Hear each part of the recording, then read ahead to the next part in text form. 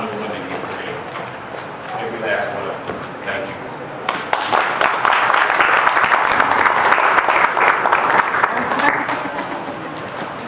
I mean, it's not often do we recognize our unsung heroes. So we look at this opportunity to acknowledge them. And again, I'm just going to jump right into the program, and I'm going to call up, is Ed Megan is here? We have Ed Megan, who's president of the NTA Police Guardians.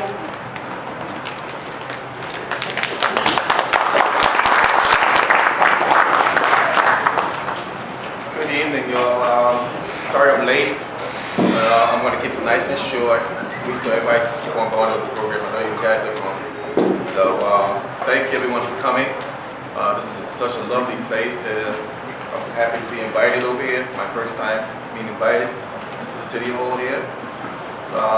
Tonight I'm here to present an award for a young lady. I can call her a young lady because I'm an older guy. So we have almost 15 years of service, Alicia Mercier. So I'm not going to keep it long. I just want to thank everyone for showing up, especially my NPA Guardians members, and everyone who came out to really represent all the phenomenal women here. So I'm going to present Alicia today.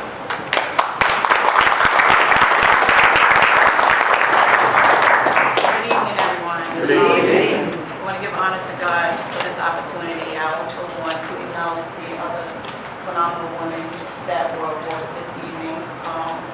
Like Ed said, I want to say thank you to the Guardians for the award as well. I'm not much of a speaker, so I'm really nervous right now. Like Ed said, I mean, I've been on the job for 15 years. Most people know me. I talk about my children a lot, and they mean a lot. I have 3 daughters. Two are out of college, one is still in college. I was inspired to be a police officer through my husband, who is here this evening. None of my girls are here, they all live out of town. My husband's a retired NYPD sergeant, he's here, Randall.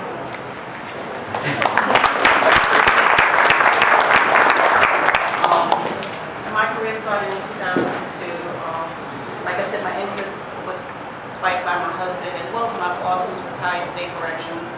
I'm currently working at Grand Central Terminal, and I deal with a lot of arrests. Actually, today I got stuck with an arrest, but I had to give it to somebody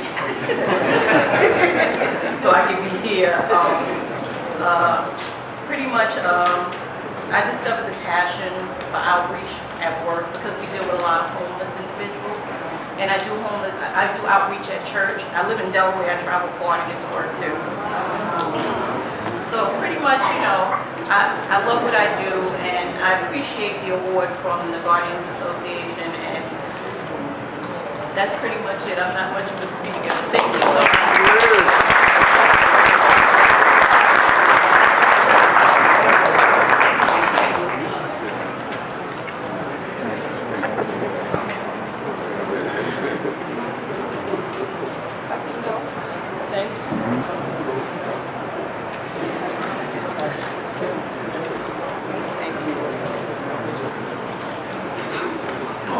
Before we go on, I just want to acknowledge one more officer from the Metropolitan Transportation Authority Police Department.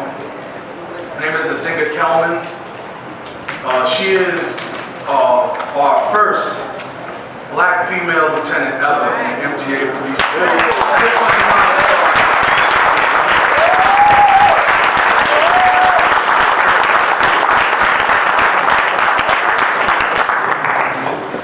Of the storm, we still rise. And next, I'm going to call up Vera Flood, president of the Nassau Sheriff Guardians.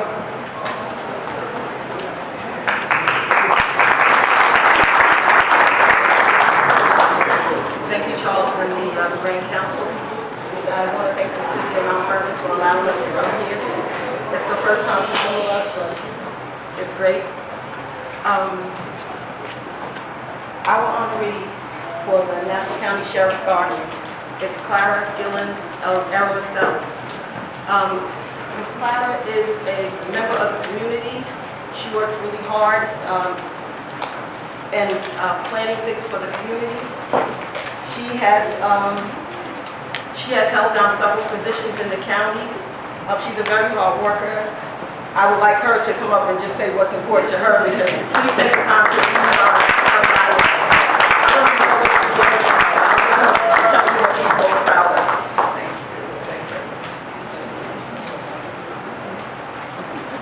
Good evening. First of all, let me apologize for being late. I misjudged the traffic getting here. This is the first time I've been to Mount Vernon in a long time. I would like to thank the Grand Council of Guardians, Ms. Flood, and the Nassau County Sheriff Guardians Association for choosing me for this award. I'm humbled and I'm honored to receive this recognition on this occasion of Women's History Month. I'm happy to see my neighbor from Suffolk County, Ms. Lewis, Deputy Commissioner Lewis is here today. It's my pleasure to join with you in honoring some incredible women whose courage and dedication has sustained the American spirit throughout our history. Women historically heroines who have broken down barriers, created new opportunities, championed justice, and sometimes risked their lives for the greater good. A woman's life is full circle. Within her is the power to create, to nurture, and to transform. She can not only be the backbone of her family, but also of her community. Virtues like kindness, compassion, honesty, and hard work is a common thread among women of stature and among all of these women here today. But no woman stands alone. Proverbs 31 verse 25 says, "She is clothed with strength and honesty and hard work." She is clothed with strength and dignity, and she laughs without fear of the future. That is a woman who is blessed by God. To my friends and co-workers, and most of all to my family, I feel blessed to be able to accomplish so much in my life, only because I have had the support and the love of my friends, family, and co-workers. I want to say that I appreciate that we have so many of our people in law enforcement. And I want to thank Mr. Gilbert Faulkner, who's been here with me. He's one of the people who supported me in this initiative. The reason why, I'm not going to go into my bio, but I just wanted to say that I feel like I've been blessed. I wear a lot of hats in the community, but only by the grace of God. I've been working with nonprofit organizations, and this month I will have spent 20 years with the Roosevelt Fire District Board of Fire Commissioners. And it's only because of the support that I've received from my family. My mom is here this evening. She is my shero.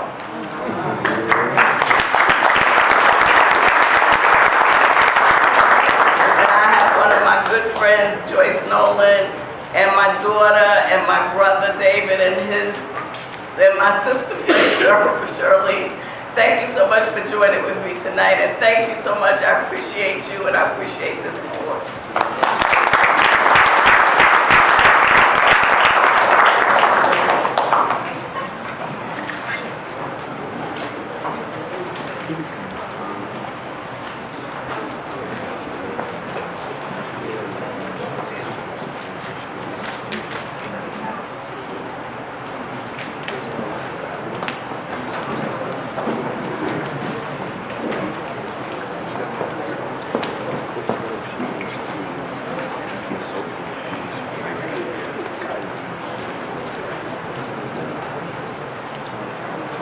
Moving right along, we do have some other special gifts that's going to be given out, and it's coming from one of our members from up here in Mount Vernon, Montiga Jones. She made some gift bags for all the, all the fine women here. She runs an establishment up here. If you get a chance in the area, please stop by Cupcake Cutie. That's what it's called.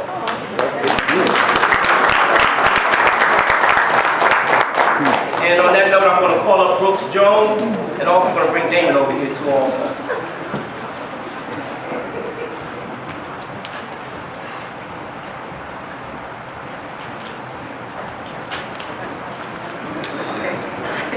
Good evening, everyone. Good evening. I'd first like to say I'm very happy and grateful to be standing here today for all these beautiful women that have done things within their community. Congratulations to everyone. And I'm going to make mine short and sweet also.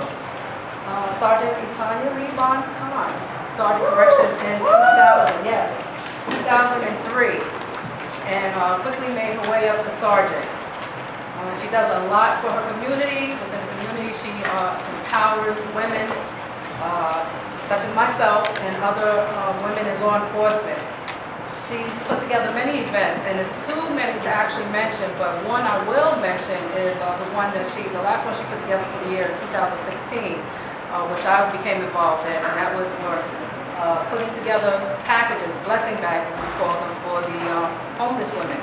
So what we did is she got a group of law enforcement officers together, and we all contributed, brought together lotions, pocketbooks, soap, socks, you name it. We all brought it together into the cupcake bakery shop, and we put these packages together, and then from there we scheduled another day and went over to the homeless shelter and gave out the bags. And to me, that was like, such a tremendous idea that she was able to bring us together.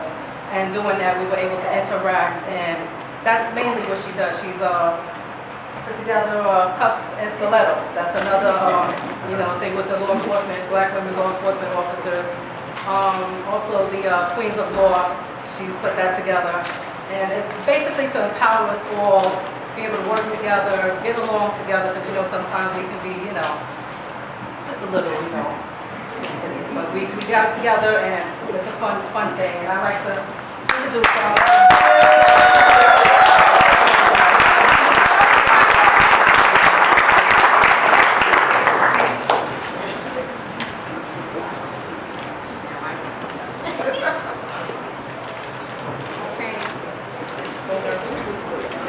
First of all, I want to thank my God Jehovah. Without him, none of this is possible.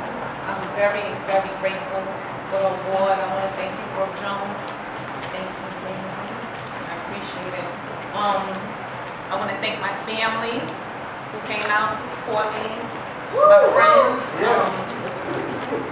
my children. My daughter, she wasn't able to be here this evening, and my older son, but my younger heartbeat, he's here with me, Uzziah. Thank you. I want to congratulate all of the women here up on the panel. This is what I'm for, women of empowerment, and the fact that we have this month is just really beautiful. What is most important to me when I think of women of empowerment is being encouraged and uplifted. This is very important to me because alone this can motivate women to do so much more than could have ever been thought possible. Don't get my message confused. I'm not dismissing our men or ignoring them. But I am a woman, and I wholeheartedly know that all of us on this panel, we rock. I love our gender. I love our gender. I know we are courageous and we are a strong entity. And at the same time, we're so loving. We're single mothers, as I am. We're raising families on our own. We're devoted wives, helping hold down a fort with God-fearing women. We're caregivers, and we're also therapists. I just want to say one quote that is really important to me, and I think I did this today. It's from Maya Angelou. It's my mission in life is not merely to survive, but to thrive, and to do so with some passion, some compassion, some humor, and some style. Try to be a rainbow in someone's cloud.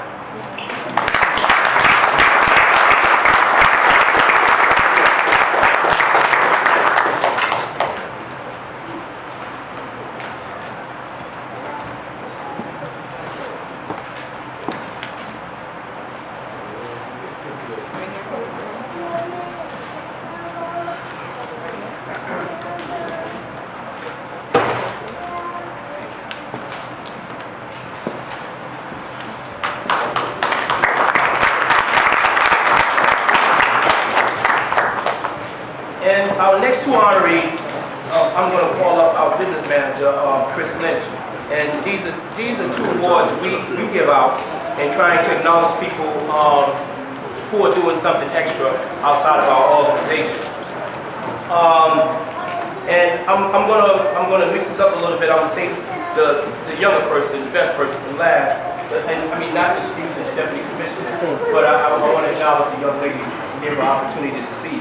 But as we say, this is one of our opportunities where we try to pinpoint or either ask the members or the organization or the presidents to give me someone who we can look at to identify who's doing something worthwhile. We're looking for, as those who are in the Bible, I hear from quotes, we're looking for the Esthers. You know, those who are going to move forward, those who are going to continue the journey, and those who are going to protect the people. So we're looking for those individuals who we want to touch and make sure things are being presented, and also to let them know that we with them and we giving them a pat on the back. So without further ado, I'm going to call up Commissioner Minton Lewis. Close enough.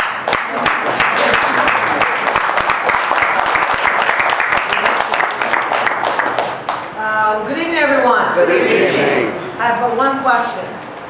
Is it hot enough? Well, we can't complain because we just froze, right?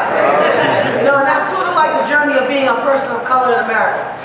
Sometimes you freeze, and sometimes you burn up. Right? So my name is Risco Lewis. Mention like don't mention it. I've been a deputy police commissioner for going on 5 years now. Prior to that, I was the prosecutor, assistant DA for 19 years. And I think the best thing I can say right now is I'm so thankful for this award. I'm also very honored, I'm very thankful to be in this room with all of you. And it's exciting to see all these wonderful women doing wonderful things. Not to say that we don't know what's going on. Each of us can name 10, 20, 30 people who are doing just as wonderful things, right? But they don't get noticed, and we may not always know them. So I'm thankful for you being here, but I'm also thankful for all of my sisters up here. Thank you for all that you do. It's extremely impressive, and I'm honored to be among you. As I said, I'm a deputy police commissioner in Suffolk County. There's only two of us with the commissioner. The journey hasn't been easy being a deputy police commissioner, but it also started in Nassau County. Miss Aramoselli and I go long back, probably 20 years. Probably 20 years. And she's always done wonderful work, so it's impressive to see you here tonight also. It's kind of interesting because I ran a support group for offenders. Even though I'm a deputy police commissioner, I work with offenders mainly. My focus is African American males. And so it was wonderful also to have Reverend here from the Wanted Project, because my members, my CODA members, those previously incarcerated gentlemen, also worked in the Wanted Project. I'm going to take just 2 minutes to tell you two things. The first thing is I run the Community Relations Bureau. And in that work, we do a thing called focused deterrence. And that's saying to police departments, we have to treat minority communities differently. We can no longer think every black child walking the streets is a criminal. Every black male.